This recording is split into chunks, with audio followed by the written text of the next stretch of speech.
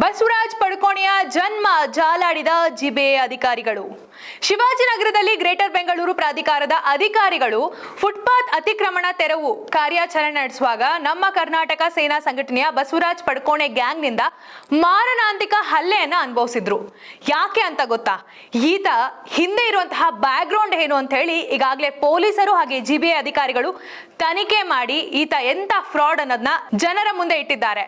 ಇದಕ್ಕೆ ಮುಖ್ಯ ಕಾರಣನೇ ಈತ ಈ ಬೀದಿ ವ್ಯಾಪಾರಿಗಳಿಂದ ತಿಂಗಳಿಗೆ ಅಫ್ತಾ, ಅದು 1-2 ಸಾವಿರ ರೂಪಾಯಿ ಅಲ್ಲ, ಲಕ್ಷಾನುಗಟ್ಟಲೆ ಅಫ್ತಾವನ್ನ ಕಲೆಕ್ಟ್ ಮಾಡ್ತಿರೋದು ಬೆಳಕಿಗೆ ಬಂದಿದೆ.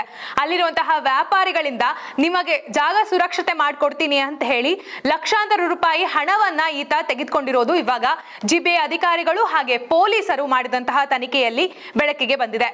ಕನ್ನಡ ಸಂಘದ ಹೆಸರಿನಲ್ಲಿ ಗಣೇಶ ಚತುರ್ಥಿ ಮಾಡೋದು, ಕನ್ನಡ ಸಂಘಟನೆಯ ಹೆಸರಲ್ಲಿ ಶಿವಾಜಿನಗರದ ಫುಟ್ಪಾತ್ ನಲ್ಲಿರುವಂತಹ ಅಂಗಡಿಗಳಿಂದ ಹಫ್ತಾ ವಸೂಲಿ ಮಾಡೋದು, ಅದಲ್ಲದೆ ಅದೇ ಹಣದಲ್ಲಿ ಬಸವರಾಜ್ ಬಿಲ್ಡಪ್ ತೆಗೆದುಕೊಂಡು ಸೆಲೆಬ್ರಿಟಿಗಳ ಜೊತೆಗೆ ಫೋಟೋ ತೆಗೆದುಕೊಂಡು ತಾನೊಬ್ಬ ಸೂಪರ್ ಸ್ಟಾರ್ ಅಂತ ಮೆರೀತಿರೋದು ಕೂಡ ಈಗ ಬಯಲಾಗಿದೆ. ಆತನ ಮಗನು ಸಹ ಇದರಲ್ಲಿ ಇನ್ವಾಲ್ವ್ ಆಗಿರೋದು. ಆತನ ಹೆಸರು ರಘು. ಆತನು ಸೇರಿ 11 ಜನರನ್ನ ಪೊಲೀಸರು ಬಂಧಿಸಿ ತನಿಖೆಗೆ ಮುಂದುವರಿಸಿದ್ದಾರೆ. ನಿನ್ನೆ ತಾನೇ ತನಿಖೆ ಆಗಿದೆ. ಅವರಿಗೆ ಯಾವ ರೀತಿ ಶಿಕ್ಷೆ ಆಗುತ್ತೆ ಅದನ್ನ ನಾವು ಇನ್ನ ಕಾದ್ ನೋಡ್ಬೇಕಾಗಿದೆ. ಶಿವಾಜಿನಗರದ ಬೌರಿಂಗ್ ಆಸ್ಪತ್ರೆಯ ಬಳಿ ಇರುವಂತಹ ನಮ್ಮ ಕರ್ನಾಟಕ ಸೇನೆಯ ಕಚೇರಿಗೆ ಬೀಗ ಹಾಕಲು ಸಹ ಮುಂದಾಗಿದ್ದಾರೆ.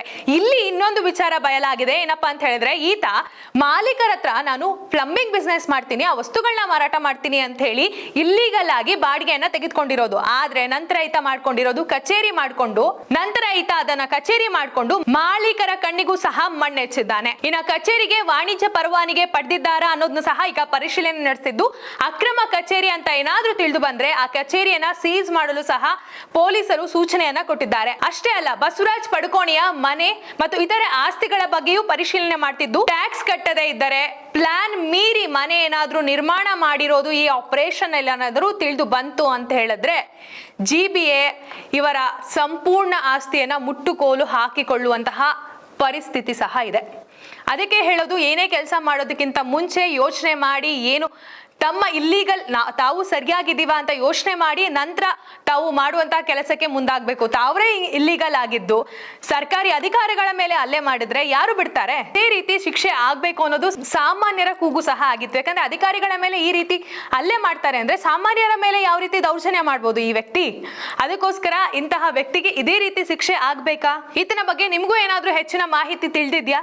ಹಾಗಿದ್ರೆ ಕಮೆಂಟ್ ಮಾಡಿ ತಿಳಿಸಿ. ಇದೇ ರೀತಿಯ ಮಾಹಿತಿಗಾಗಿ ನಮ್ಮ ಪ್ರಜಾಕಿರಣ ವಾಹಿನಿಯನ್ನ ಸಬ್ಸ್ಕ್ರೈಬ್ ಮಾಡಿ ಹಾಗೆ ಕಮೆಂಟ್ ಮಾಡಿ. ಧನ್ಯವಾದ.